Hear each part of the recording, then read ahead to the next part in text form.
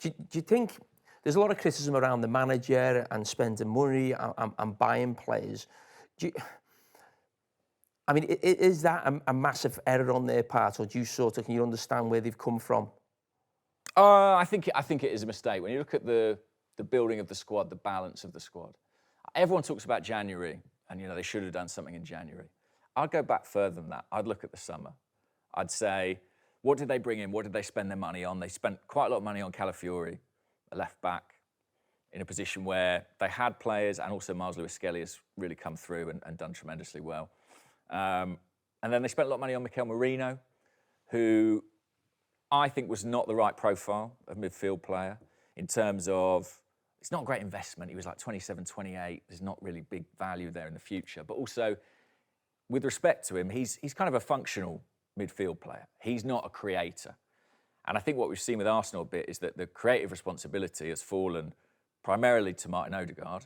His form has dropped off, dipped, and there's been nobody there really to pick up that baton, especially with the injuries on top.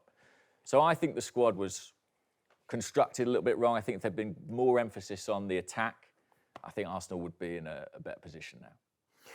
Yeah, well, okay. Luke, I mean, we were talking after the game yesterday that I still think if Liverpool go on to win the league and you always say, okay, who's going to challenge the champions next season? I think I'd probably still back Manchester City more than Arsenal right now. Have you almost got still a little bit of a feel-good factor about the new signings in January, where you could go sort of next season, or are you sort of down in the dumps a bit? Yeah, I wouldn't say I'm down in the dumps by any means, because everyone knows how hard it is to win a Premier League title, and to win 4 in a row.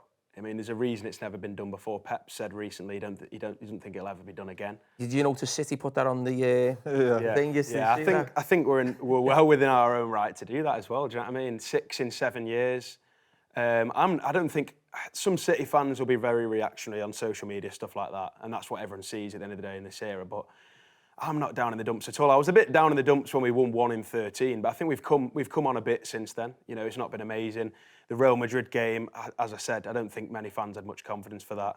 We got knocked out. It was the second leg for me was very poor, but again, yesterday against Liverpool wasn't great. I think there were moments though, and you can highlight, for example, Cousin, some of the new signings.